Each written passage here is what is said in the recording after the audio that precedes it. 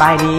มื้อนี้ข้าพเจ้าจะมาเว้าเกี่ยวกับเรื่องผู้ชายนกเขาบัวขันหลายๆคนก็จะมีปัญหาเลยเนาะเกี่ยวกับนกเขาบัวขันอายุ40-50ขึ้นไปเดือว่า60เนาะอย่าเริ่มนกเขาบัวขันแล้วเพราะว่ามื้อนี้การอยู่การกินนะเนาะพฤติกรรมมันเปลี่ยนไปเพราะว่าเขากินเกี่ยวกับพวกเคมีร้ายบางคนก็กินเหล้านะกินเหล้ากินเบียร์แล้วก็บอกกำลังกายเนาะแล้วก็สูบยาแล้วก็ความเครียดต่างๆเนาะขึ้นมาในสมือนี้ก็เย็ดให้สมรรถภาพทางเพศเสื่อมของผู้ชายแล้วก็มีโรคเบาหวานตามขึ้นมาเย็ดให้